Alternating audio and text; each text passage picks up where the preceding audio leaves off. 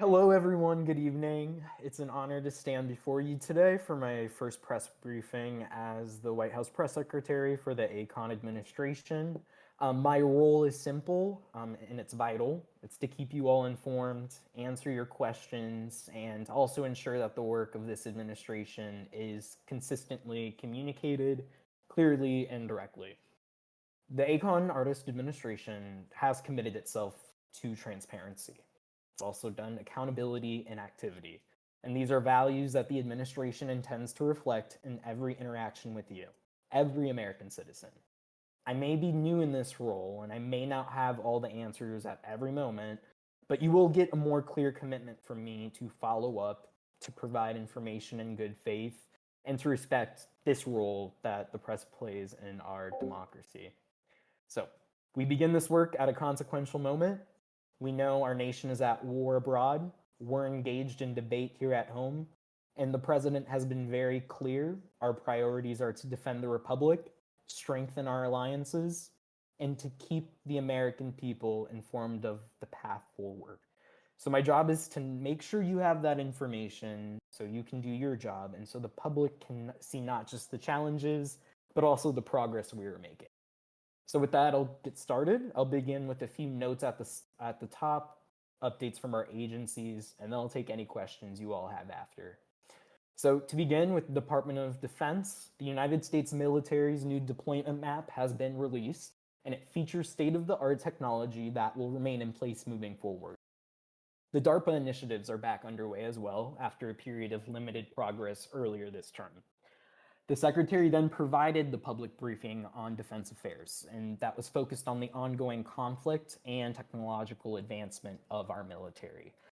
Unfortunately, at that event, the Secretary was attacked by a bad actor, but thanks to the swift response of DFPA and the FBI, the threat was neutralized, and we had no further incidents after that.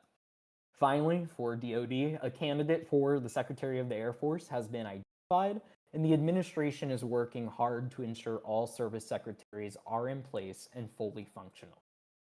Moving on to the Department of Homeland Security, a deputy secretary nomination has been submitted, and it is now pending approval through the Senate. And the chief of staff has been appointed to help steady operations as that is navigated.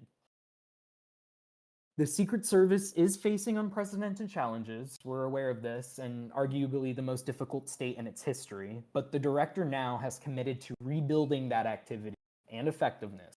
But it will take time and patience. So the administration is asking for support as this recovery process takes shape, and until we have further updates that we can provide at our weekly session. Moving on to DoCal, business registration requirements are being reviewed and updated with an emphasis on expanding the number of active businesses to bring prosperity to DC and our country. The public restructuring is also underway in DoCal to streamline operations and to also strengthen oversight. The recruitment efforts will continue, so job fairs are planned once additional positions are filled, and there will be a call of service for those who may be interested, and they will be reaching out. Moving to the Department of Justice, the DOJ, as you probably have seen, has finalized a grand jury selection plan.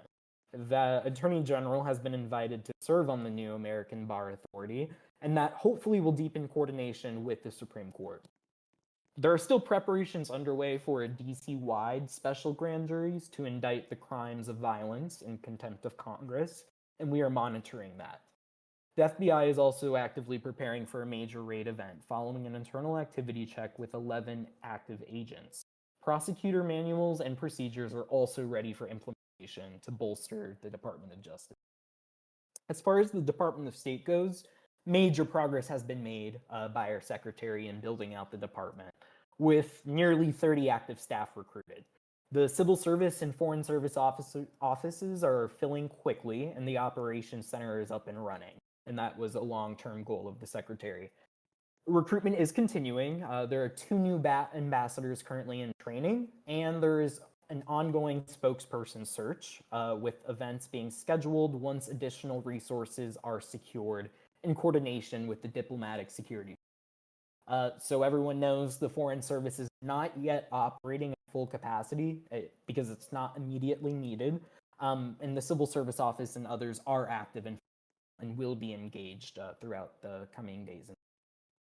So these updates show the administration's commitment to rebuilding these institutions, protecting our national security, reforming the justice system, and modernizing government operations that we have here. And we will continue to share those developments openly as well.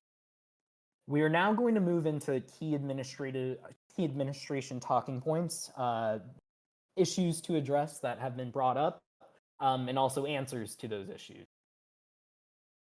Over the past few weeks, the administration has worked tirelessly to deliver on its promises, whether that be strengthening our military, restoring activity, and ensuring accountability in our leadership. So I want to provide White House clarity on 3 major areas of focus for everyone's awareness. 1, our nation's ongoing war and the revitalization of American activity in international and domestic affairs is advancing. That focus has been unwavering. 2, the recent impeachment effort in Congress and what it truly represents will also be discussed. 3, and the president's personnel philosophy and the standards of accountability that guide this administration. So with that general overview in mind, talking point number 1, war and activity. So this is the first war in USA in years, and as part of the president's campaign promise, he opted to uplift the military, and that has been fulfilled. There's a new corrected map that has been implemented that really showcases American excellence when it comes to military deployment. The North Korean map was obviously flawed and subpar to the map that we have. And the president chose to disengage with the previous United Nations to join a more active United Nations international community. And this is a community that actually holds raids, meetings, events, and that was not previously the case.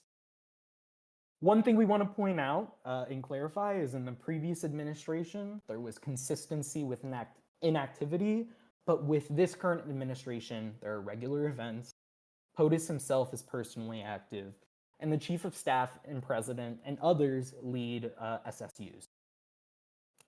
We're moving on to talking point number 2 of impeachment, and just as a reminder, I will open the floor to questions following this. Let me be very clear. These articles were pushed by a handful of individuals, and in no way was it a majority. This is not the people's voice at work here. There were no hearings, no testimony, and no due process. It was just a rush stunt that violates the rule of law.